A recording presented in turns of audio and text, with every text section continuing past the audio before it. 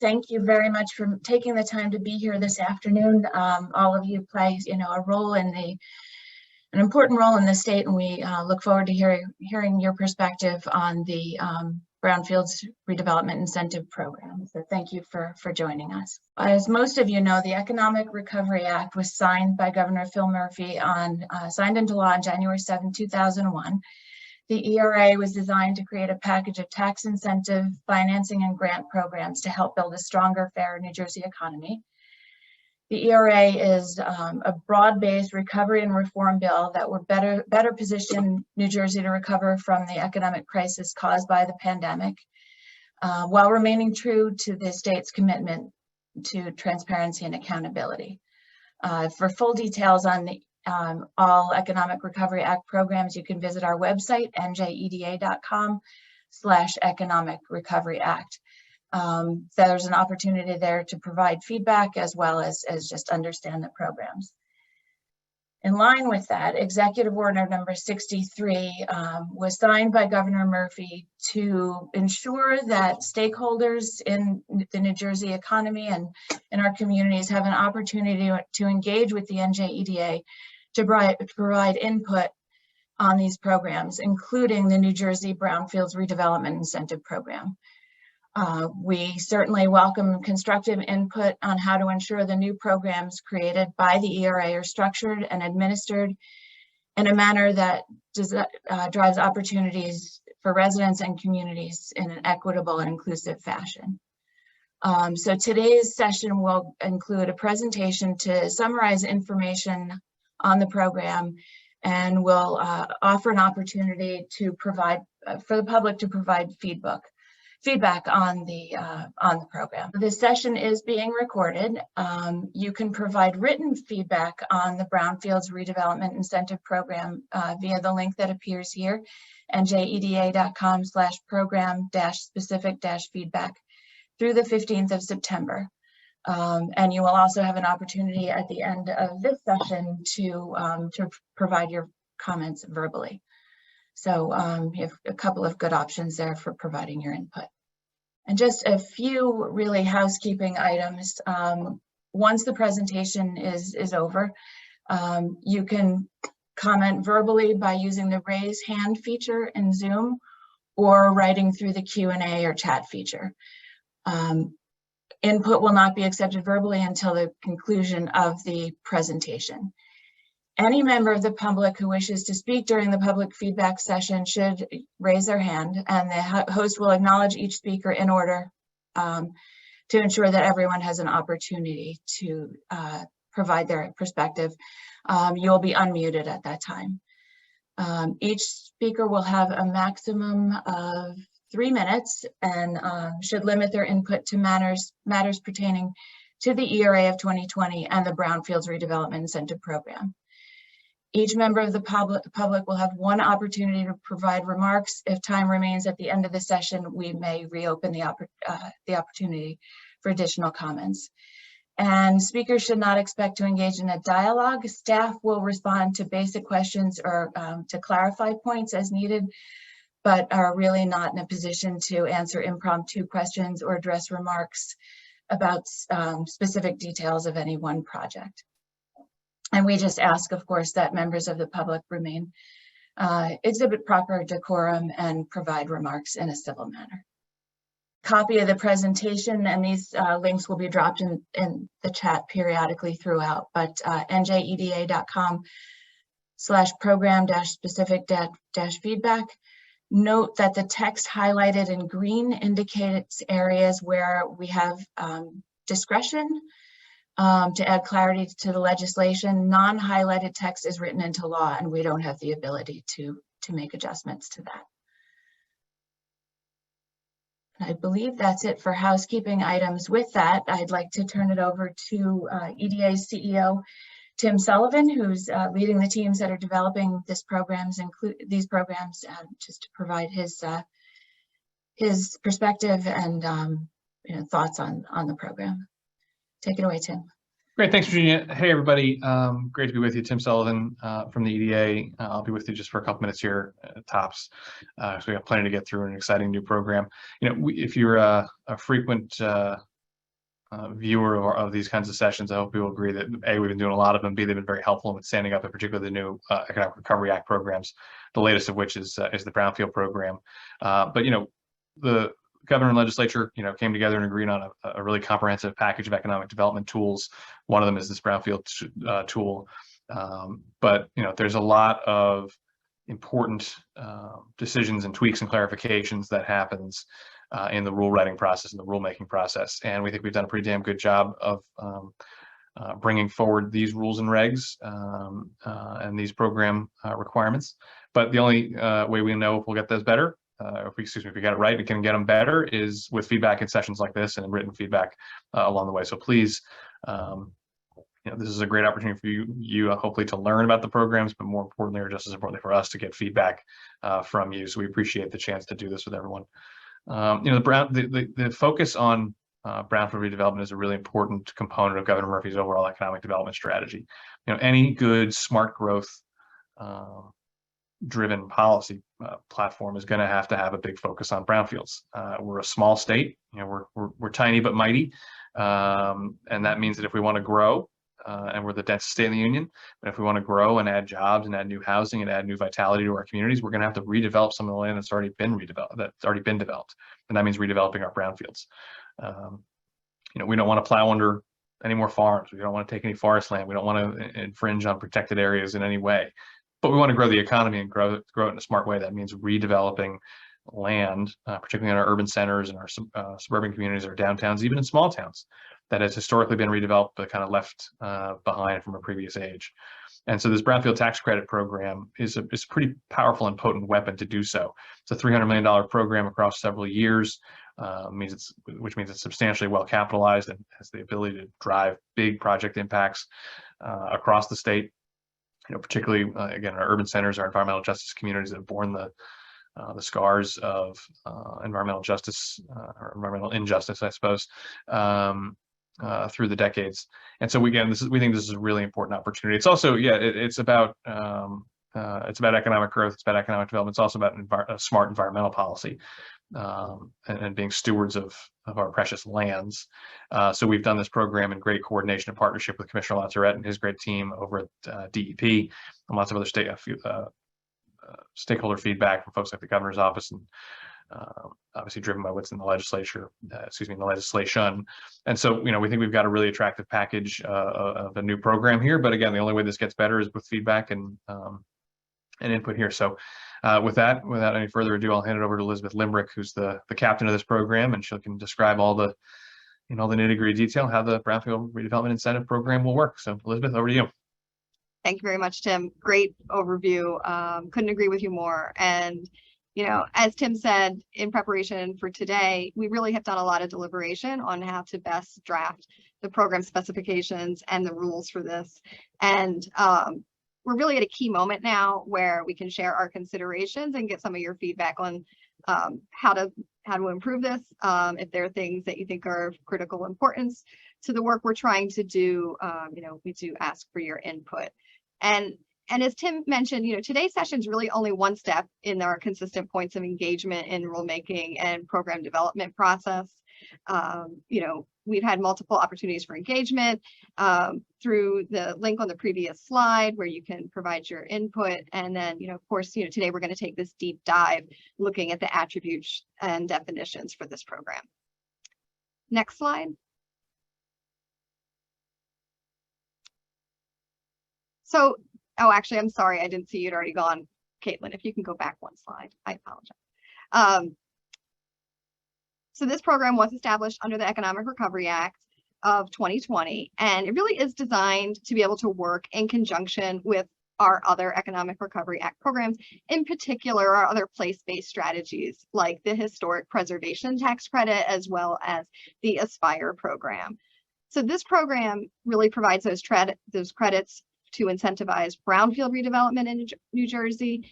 And an important aspect of this is that it is a competitive program. And so what that means is that we will have a pre-established deadline and that you will be competing with other applicants for access to these funds. This really does, as Tim mentioned, focus on brownfield redevelopment as a component of community development, and really looks to bolster that smart growth investment focused on remediation of contaminated sites, bringing them back into that productive reuse so that we can use them for all of those great things that Tim mentioned, bringing jobs, housing, all of that back to New Jersey. So it does encourage that long-term investment in the state while redeveloping and remediating these underutilized properties. And as good taxpayers, good stewards of the taxpayer money, that is, we really do include those fiscal protections as well. And the program is structured to accept applications through 2027. We've already mentioned this. The program is capped at $300 million over 6 years. That is a lot of money. And, you know, again, we think this is a really great program that we're going to present to you. We do have the option to roll over unused program tax credits yearly as needed, and use those funds in the succeeding year if required. We'll go into this in more detail, but the awards are 50 to 60% of the remediation costs. And it depends on where you are in the state, whether that cap is 4 million or 8 million. Tax credits, again, awarded on a competitive basis. We'll talk more about that as well. But one thing I did want to highlight right here is we can talk about projects and stuff before the window is open, but once the competitive window is open for when we're accepting applications, because it's competitive, we will not be able to discuss project specifics with you. Another key feature of this program is that we do have a requirement for prevailing wage for building services that continues for 10 years following the project completion. I wanted to give you a timeline of how this will look. So thinking about like how we talked about this as a competitive program. First, an applicant is going to submit an application. We'll have a deadline by which they need to be submitted. We'll then take all those applications, we'll review them, make sure that they are in fact eligible, and then score those applications. As part of that process, DEP will be reviewing proposed costs to make sure that they are appropriate and reasonable. And we'll be doing our standard underwriting processes and things like that as well. Those that are the top ranked projects will then be presented to our board for approval. Those that are approved by board will then have 6 years from the board approval to complete the remediation project. After board approval, you will receive an approval letter and you'll have 1 year to satisfy those conditions of the approval letter. You will then enter into a redevelopment agreement with the New Jersey Economic Development Authority. And at that time is when you will do your remediation, and you know, there'll be a reporting process going on throughout this as well. Oh, sorry, my screen just blanked out. There we go. Certification after the remediation and reporting, there'll be a certification of completion and then an issuance of a tax credit. And I did want to highlight at the certification of completion, you do need to submit documents to DEP for that certification of completion of the remediation. And that has to be done within 1 year of actually completing your remediation project. There'll be some additional stuff you'll submit to EDA, and then you'll let taxation know it is in fact time to issue that tax credit certificate.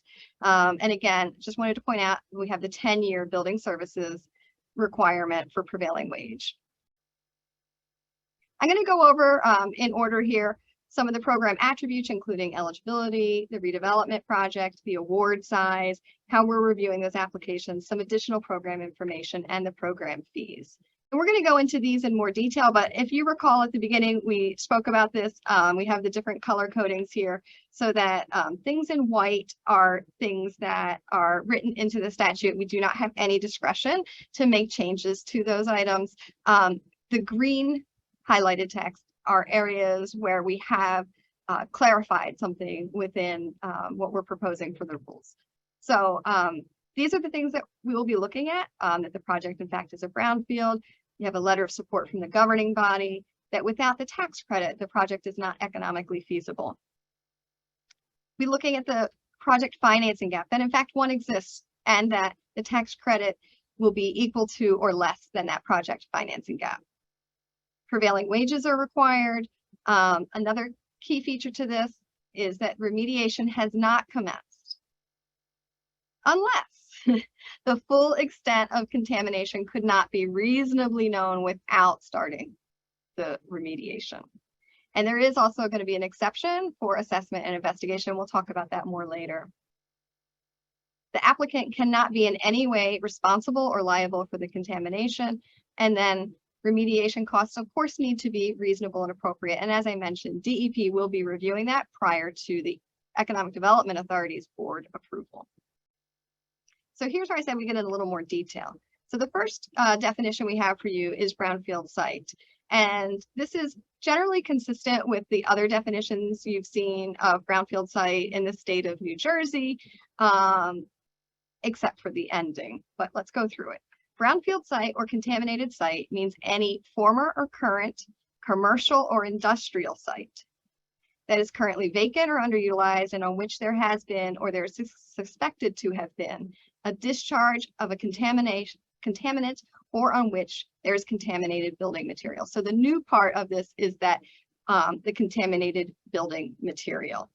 The other thing I wanted to highlight is the part in bold that it does say former or current commercial or industrial sites. So those are the sites that would fit into this program. If it's not either a former or current commercial or industrial site, it would not be an eligible project for this program, but that really does give us a wide range of projects with that.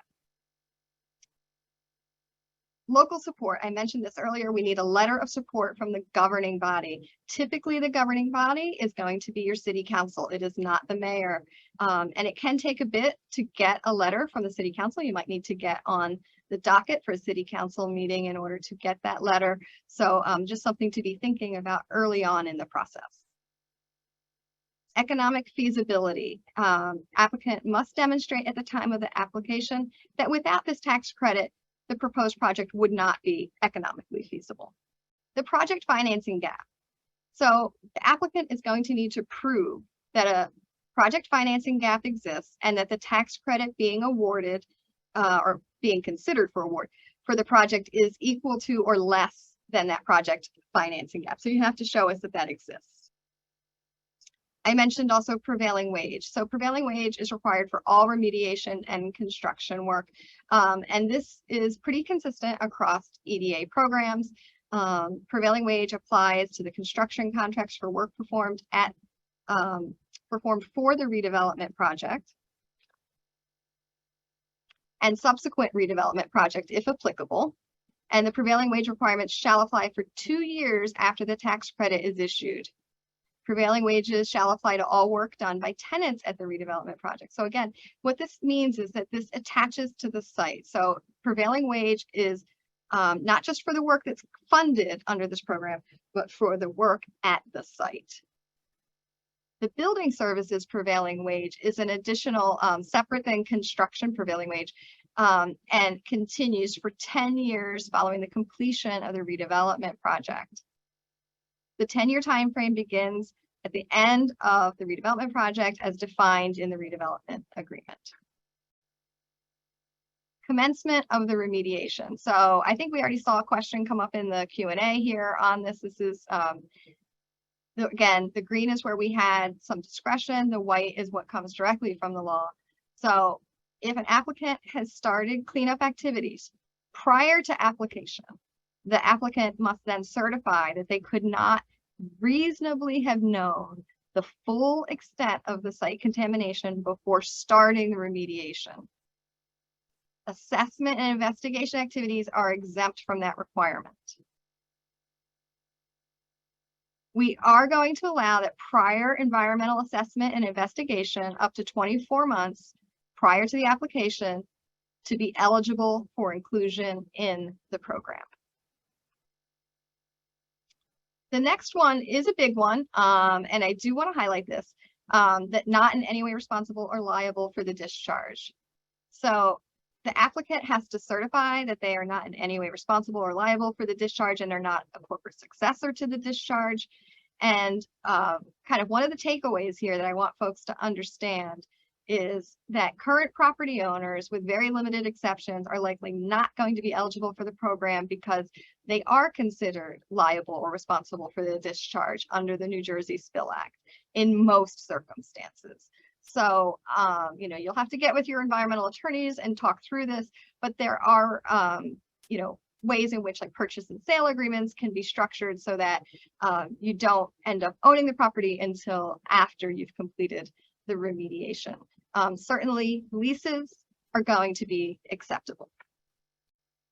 It's important that the remediation costs are reasonable and appropriate. And we are going to have the applicant provide a remediation cost estimate for the project, including a breakdown of the total cost of remediation. And DEP will review those proposed costs to determine if the costs are eligible to the program. And they will also complete a cost reasonableness determination prior to us going to the EDA board for approval. An important note here is that this could result in a decrease in eligible costs if DEP determines that the costs are maybe not reasonable or appropriate. And then if you have a decreased cost, then your financing gap just increased. And so the applicant would then need to resolve that in order to move forward. Redevelopment project. So this is a pretty long definition. As you can see, the part in white comes directly from the law. The part in green is where we've added some clarification here, but I will go ahead and read this to you. Redevelopment project means a specific construction project or improvement undertaken pursuant to the terms of a redevelopment agreement by an applicant within an area of land whereon a brownfield site is located. A redevelopment project may involve construction or improvement upon lands, buildings, improvements, or real or personal property or any interest therein, including lands under water, riparian rights, space rights, and air rights acquired, owned, developed, or redeveloped, constructed, reconstructed, rehabilitated, or improved. Redevelopment projects shall include a project that consists solely or primarily of remediation costs. So the key takeaway here is that we are going to allow a remediation project to be defined as a redevelopment project. We added this definition just to clarify, especially because we are talking about potentially these remediation only projects, to just clarify when we talk about the other stuff that might go on as part of a subsequent redevelopment project. So the vertical construction, think of it that way, that might happen after you've cleaned up the site. So a subsequent redevelopment project means a construction project or improvement that is undertaken after application to this program at the brownfield site that is not included within the redevelopment activities set forth in the redevelopment agreement. Eligible remediation costs. Now, again, remember the stuff in white comes directly from the law, and the stuff in green is where we've added some clarifications on this. Remediation costs mean all reasonable costs associated with the remediation of a contaminated site, except costs for acquisition of the property, any costs incurred in financing remediation, legal fees, incentive consultant fees, and authority fees. Remediation costs may include required DEP site remediation program fees and other DEP permit fees. Remediation costs shall not include payment for penalties or violations. So just a couple of things to clarify on here. When we say incentive consultant fees, we're not talking about your environmental consultant. We're talking about somebody that might help you to apply for this program or manage your project under this program. Those fees would not be eligible, but an environmental consultant would be. And a really important point on this slide is that only remediation costs are eligible for the tax credit under this program. Your vertical construction costs are not part of that. Those that are not part of the remediation, which would be most of them, are not eligible. But we do have those other programs that I mentioned where you would be considered. That's like what our Aspire program is really designed for. So there are ways to, again, marry these projects together and these programs together. And of course, our historic preservation, if you're doing a historic preservation project, could also work with this. So this gets a little deeper into the types of eligible activities under this program. So it's your typical soil and groundwater investigation, vapor intrusion, things like that. Site remediation, your typical types of cleanup that you might think of.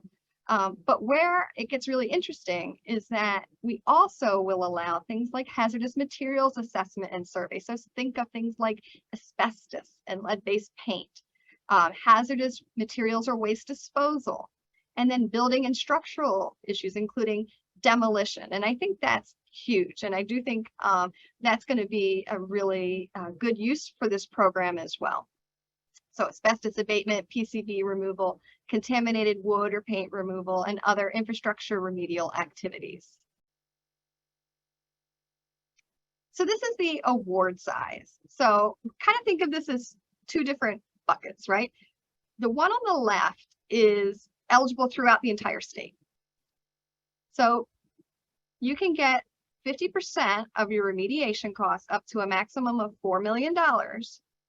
And that's for projects that are not located in what I would call like our special or bonus areas. So they're not located within a qualified incentive track or government restricted municipality. And the equity contribution for those are 20% of your remediation costs. On the right-hand side is where we have bumped it up. So on the right-hand side, these are special areas within the state. So they're either qualified incentive tracks, and Aspire, our Aspire program has the same language, same definition. So you can take a look at our Aspire program website and see a map of where these qualified incentive tracts are. And then government restricted municipalities. So that is Patterson, Trenton, and Atlantic City. So if you are in one of these special areas, you can get up to 60% of the cost of remediation, up to a maximum of $8 million. And in this, we've actually decreased the requirement for the equity. It is 10% of the remediation costs. And as noted at the bottom of the slide, the award size is going to be based on the cost of remediation, your actual costs that are eligible, that you have incurred, and it can never exceed what was in the redevelopment agreement that was approved. This slide takes you through how we are going to be processing these applications once they come in. So we will do our administrative review. We will make sure that the applications are in fact complete. And then we will be doing what we call our sister agency check to make sure you are in substantial good standing with our sister agencies. We will score the applications. DEP will be again reviewing them for cost reasonableness. They will undergo a legal review and underwriting before going to the EDA board. On the administrative review and application completeness check, there are lots of things that we're going to be looking at. So first of all, we're going to make sure that all of your forms are complete, that you signed them, things like that. We'll be looking to see that you have a licensed or certified professional, if applicable, as well as an LSRP named in your application. We're going to want to see a copy of the most recent either draft or final, either preliminary assessment report or phase 1 site assessment, or if it's an asbestos project, then we would want to see the most recent asbestos containing material survey, or if it's another type of project, maybe a universal waste survey, lead-based paint survey, pre-demolition survey, and any other documentation that is required. Again, you're going to have to prove that the project is a brownfield site.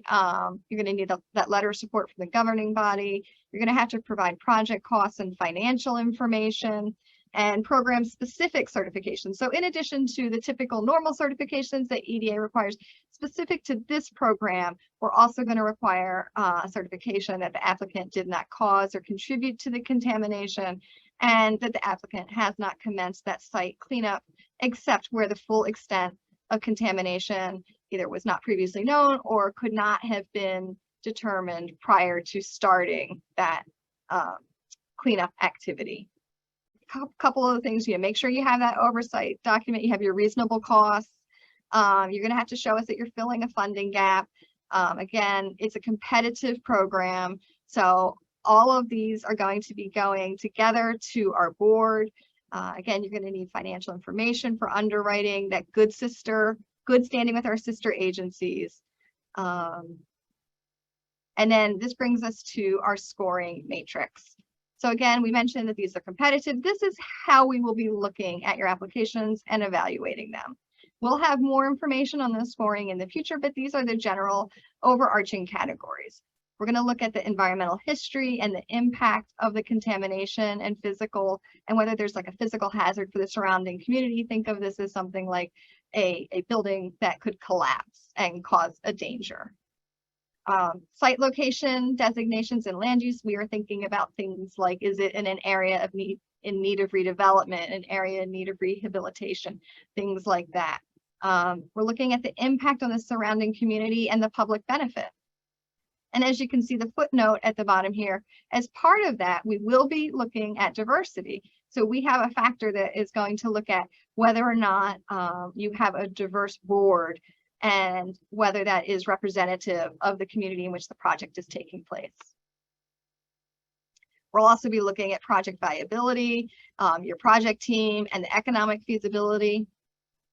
And something that's very important to us here at EDA and under Governor Murphy's leadership, we will include environmental justice and climate resiliency as factors in scoring as well.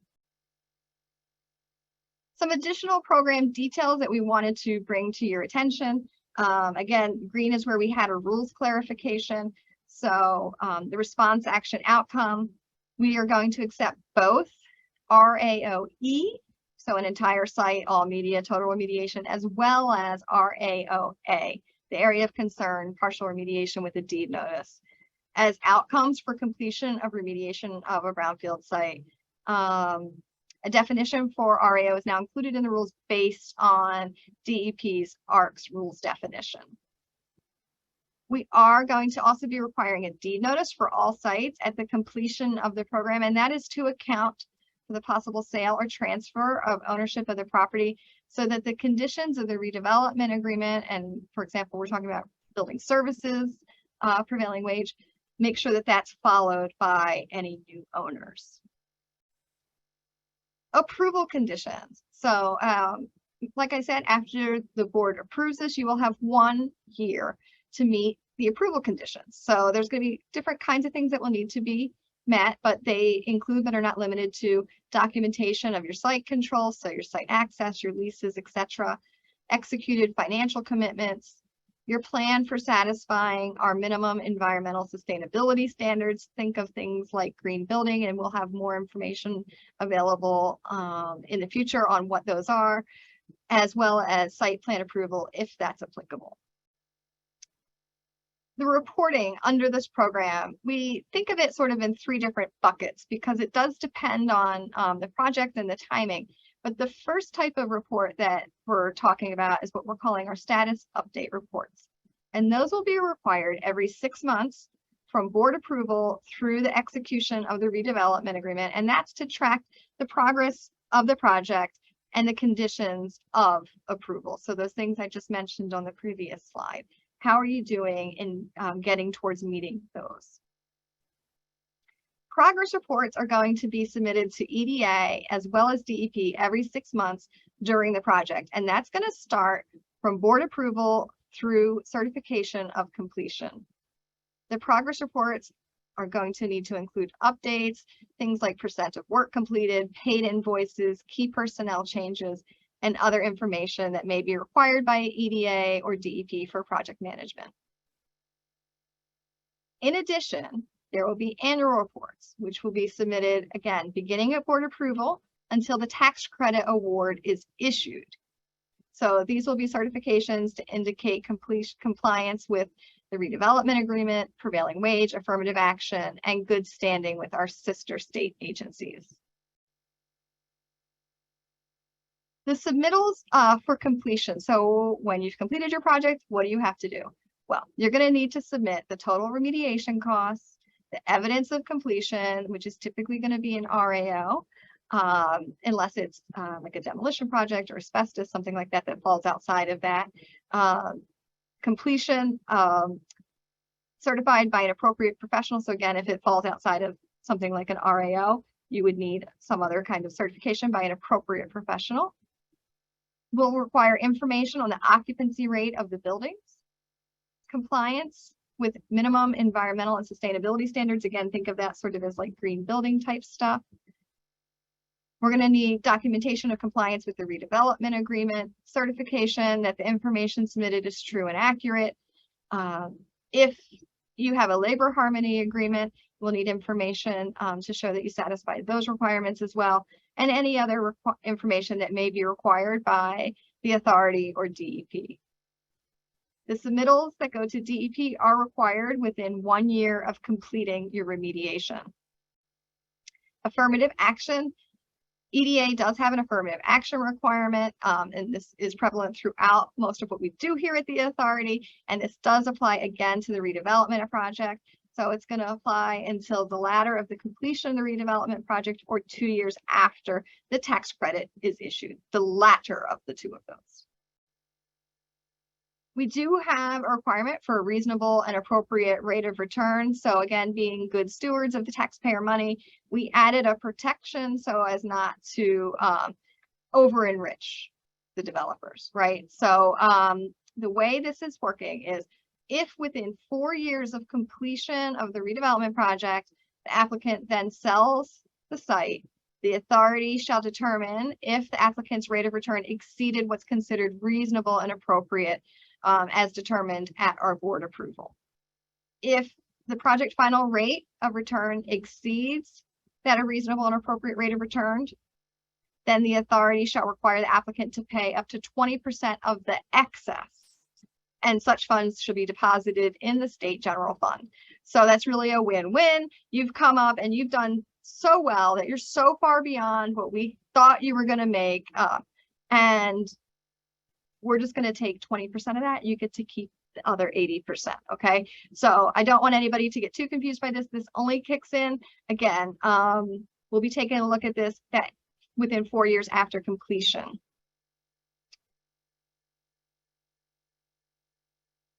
Okay. So here we go into the meaty stuff. Forfeiture of tax credit, right? So there are things that could happen that could require forfeiture of the tax credit. So in any year that you fail to meet the deadline for annual reporting, you could forfeit your tax credit. However, EDA may extend the deadline in individual cases. And then the other statutory requirement is that the credit shall be forfeited in the case of material misrepresentation. So as you can see here, this is our proposed rule. Again, the first one is failure to timely submit annual report or progress reports absent extenuating circumstances and written approval by the authority may result in forfeiture of some or all of the tax credit award. The next one is in any year in which the applicant is not in substantial good standing with our sister agencies. So that would be Department of Labor and Workforce Development, Department of Environmental Protection, and Treasury. The applicant may forfeit all tax credits awarded in that year, subject to the determination in the sole discretion of the authority to extend in individual cases the deadline for any annual reporting requirement. So what this means, applicant will forfeit the tax credit if they make a material misrepresentation, and they may forfeit it if they don't submit reports on time or are not in good standing with those sister agencies. So that was forfeiture. Recapture. So now the tax credit's been awarded and we're coming back after the fact. That's the idea between recapture. Recapture. So the statutory requirement is that the redevelopment agreement shall include a provision allowing the EDA to recapture for any year when the applicant is not in substantial good standing with the sister agencies, or when the applicant fails to confirm that their contractor or subcontractors are 1, registered with Public Works, 2, not debarred, and 3, possess their tax clearance certificate. So our proposed rule is below: if any worker employed to perform building services at the redevelopment project and or subsequent redevelopment project is paid less than prevailing wage, or the worker's craft or trade during the relevant tax period, then the authority shall recapture a proportional amount of that tax credit. 2, if based on new information, the authority determines that recapture should have been applicable pursuant to any of the provisions in the section, the authority shall recapture the tax credits as if the authority had been timely informed.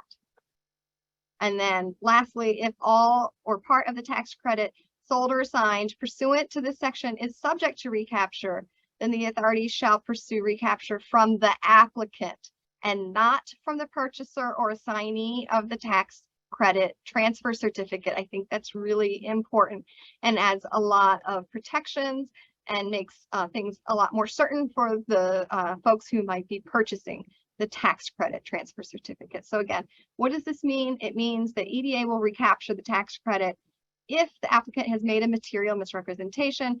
And again, we may recapture again if they fail to submit reports on time, fail to meet building services or prevailing wage requirements, fail to meet sister agency reviews, fail to maintain compliance with those contractor, subcontractor registration requirements, and fail to meet other requirements such as maintain a deed notice. And again, the important part here, buyer of the tax credit certificates are held harmless upon recapture. Claiming the tax credit. So where does this happen? How does this work? First of all, the tax credit is applied against insurance premium tax and corporate business tax. Really great news is the tax credit, of course, may be transferred, but one time only. That said, during that one time, you can break it up into smaller increments and transfer it to several different entities. Transfers can be as low as $25,000. There is a floor for the tax credit transfer. Generally, it's 85 cents on the dollar, except in certain projects, and this is based on the statute that include federal low-income housing tax credits and do have an affordable housing component, may qualify for reduction to 75 cents on the dollar. The tax credits cannot be carried forward and are not refundable. This slide talks about our program fees. We worked really hard to come up with what we believe are fair and appropriate program fees that also will support the administration of this program. We broke them out into 2 categories: small projects, which are under 5 million, large projects are over 5 million. And as you can see here, the application fees, small projects, 2,000, large projects, 7,000, an agreement fee of 5,000, large projects, 15,000. So that's when you enter into the redevelopment agreement. When you come back to do your certification, there'll be a $5,000 fee for small projects and $15,000 for the large projects. And there are also other fees that may or may not be applicable depending on what happens with your project. So if you're going to transfer the tax credit, there is a fee for that. That's $5,000 for small, $7,500 for large.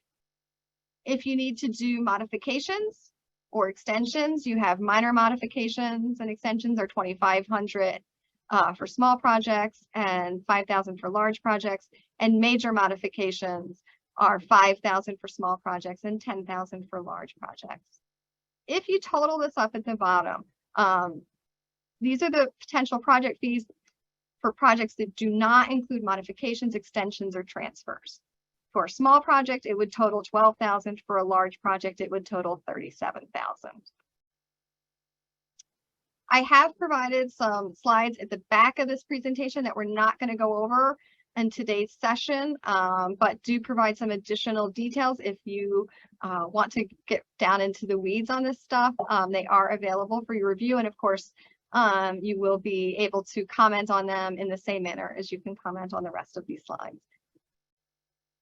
I'm going to ask Virginia Pellerin, our Director of Communications, to come back. Thanks, Elizabeth. Great job on that detailed presentation. So just a few reminders on the public feedback policy. If everyone who wants to comment could use the raise hand function in Zoom or in writing through the Q&A feature, someone will ask that question on your behalf. If you do use the raise hand function, you'll be unmuted And we just ask that you state your name and identify the organization you're associated with, if that's the case.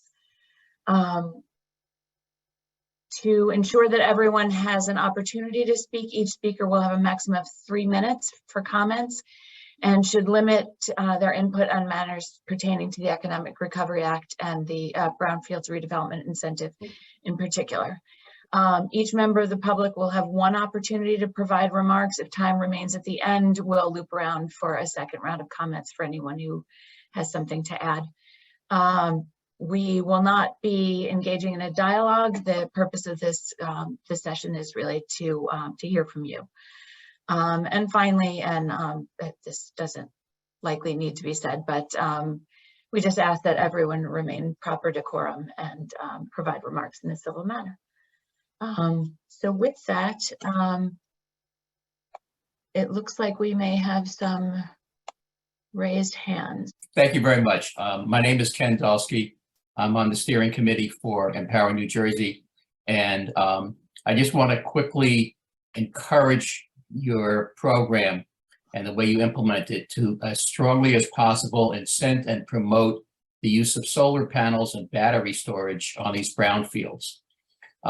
New Jersey has decent goals for reducing greenhouse gases, but has done virtually nothing to plan or implement actions to achieve them. BPU is years behind on its battery incentive program, and its community solar program, while great for low-income areas, will barely make a dent in its emissions reductions targets. We need to take real action, let alone aggressive action, to reduce emissions and fight climate change. Brownfields are an ideal location, or are ideal locations for solar and storage, and we should make every effort to incent this usage. Thank you very much. Thank you, Ken. We appreciate that comment, and we certainly agree that brownfields are a great place to do solar reuses as well. And I think that you will see that this program as designed really incentivizes that remediation aspect so that these sites can be ready for reuses like solar. So thank you for that comment. Thanks, Elizabeth. We don't have any more raised hands, but there were some questions that came up in the Q&A function throughout the call, and we did advise people to ask them themselves, but maybe I'll jump in with a few of those. The first one is the brownfield funding available for properties already undergoing site remediation? So that is addressed in one of our previous slides, and I wish I could tell you what the slide number was off the top of my head. But it gets back to that question of, yes, you can start assessment and investigation. For sites that have started the remediation, the cleanup phase of remediation, the developer or applicant has to certify that they could not have known the full extent of contamination without having started the cleanup. And that is a eligibility piece of the program, and that is written directly into the law. Okay, terrific. Thanks, Elizabeth. And I'm going to ask Rachel to just drop the link to the slides into the chat once again, just so it's sort of at the ready for anyone who wants to refer back to them. Next up, we have Courtney Dirks with a question. Hi, can you hear me? Yes. We Okay. can. Courtney Dirks from Coriel. When can we expect these rules to be final and the applications to be posted online? So the first step is bringing these to our board. And what we're doing here today in getting your feedback is a really important part of this process. So we're going to take this information, use that to work on the rules, and then go to our board with that. We can't give you a specific time frame for when that will happen, but the first step is going to our board for approval, and then the rules would be published. And subsequent to that is when applications would become available. Thank you. Thanks, Elizabeth. We have another question from the Q&A. Is the brownfield funding available for properties that are already receiving tax credits for redevelopment for affordable housing? off the top of my head, I'm going to have to say yes. You know, there's all of our specific eligibility requirements in there. You have to show project financing gap and all of that kind of stuff. But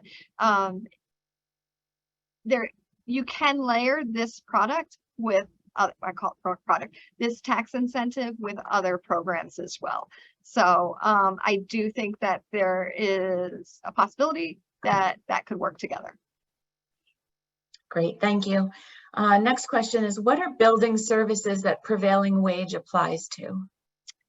That information is available through Department of Labor and Workforce Development. I believe it's on their website, but it's pretty limited on what building services are. It's really about the care and maintenance of the building. So the main thing that comes to my mind when you talk about this is really like cleaning and janitorial type services. Window cleaners, I think, are included in that as well. I think it's they have a list. It's maybe a dozen or so job titles. Okay, terrific. We just had a new question pop up. Just one second, Elizabeth. Will NJDEP and/or NJEDA be using suggested cost sheets? For example, will there be questions raised about specific firms' LSRP rates if they exceed what are thought to be the average rates? So that is not going to be part of the program rules for this. DEP is the one who is going to be reviewing the cost reasonableness and appropriateness of the program. But we can take a look at that and potentially address that later in FAQs. Great. How do potential contractors / subcontractors find out who applicants and our awardees are for business development purposes? So the awardees of the tax credit, that is going to be public information that will be available through EDA's website. The contractors and subcontractors, I'll have to get back to you on that one. I'm not sure how that is posted, if it is posted. And just a couple more, Elizabeth, if you don't mind. If the RAO requires a groundwater permit, the delay currently is over 180 days to obtain. This will delay submission of final documents and receiving the NJEDA approval tax credit. I think that's really more of a statement than a question, but I guess the question would be, how does that impact somebody's ability to apply? They can certainly apply. They have the 6 years to complete their remediation, which, you know, we did put in there because we want to be one and generous, but at the other end, make sure that we're incentivizing folks to move these projects forward and get these sites back into reuse as quickly as possible. So they will have to think about that as they develop how they want to proceed with their program and like how they're going to be doing their remediation and making sure that, you know, they're doing things in a timely way. As far as if the RAO requires a groundwater permit, then that's something they have to take into consideration as they build out their project timeline. Sounds good, Elizabeth. Thank you. Two more really quick ones. Does prevailing wage only apply to building services and not remediation and construction work? I would guess no. You are correct, Virginia. Okay. I think what's interesting about this program is we sort of have two different things, and there's one which is what I would call our traditional prevailing wage, which is technically called construction. But if I use the term construction when we talk about brownfield sites, I think that can make things not so clear. So I consider it, you know, the remediation as well. But anything like construction, remediation activities, that's like part of our traditional regular prevailing wage program. That definitely applies. In addition to that, we also have that piece for building services that continues for 10 years after the redevelopment project. Okay, perfect. Thank you. Are all brownfield tax credits received at once or over time? This is a one-time tax credit. So the way this happens is, again, you know, you come in, you apply, you get your board approval, you enter into your redevelopment agreement, you perform your remediation, you show us that you've done everything. At the end, after you certify, that's when you get your tax credit. So you get your tax credit after you've completed your remediation, and it's a one-time, you get all of it at once. Great. And one final question, Elizabeth. Will amendments to the funding amount needed be allowed if work in the field identifies unknown sources not originally anticipated when the remedial costs were first estimated? So there is a maximum amount. So, first of all, we have the maximum caps that we have to work with, but then beyond that, the maximum you will be awarded will be specified in the board approval as well as in the redevelopment agreement. It will never be more than what is in there. That isn't to say that a contingency, couldn't be allowed. So if your award included a contingency, that would be an allowable thing, I think, but it would have to be an eligible cost. Thanks, Elizabeth. So just one final chance for anyone who would like to raise their hand to ask a question.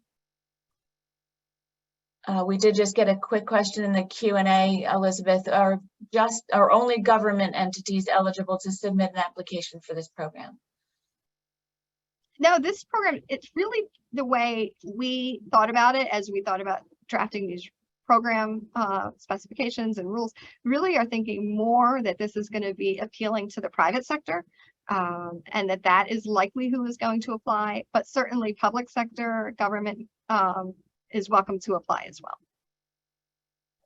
Okay, and just one more. If the applicant takes the Brownfield incentive and no other NJEDA incentive and waits the 2 years after the tax credits are issued before starting the rehab or new construction, is the PW over at that point, except building services? I think that's a question that we would have to bring in our prevailing wage experts who handle that piece of the program to be able to get into that level of detail. Okay, perfect. I think that's it for new questions now. Elizabeth, thank you very much. You're certainly incredibly knowledgeable about this program. And again, thank you to all of the participants this afternoon for for your input and for taking the time to really understand the program and provide your perspective. I know everyone's super busy, and it's really important to us to hear what you have to say. So thank you. And again, you do have an opportunity to provide input if you have some thoughts later on or down the line a bit, to provide that feedback back at the address provided on the screen. So again, thank you, Elizabeth. Thank you and your team very, very much. This is incredibly informative.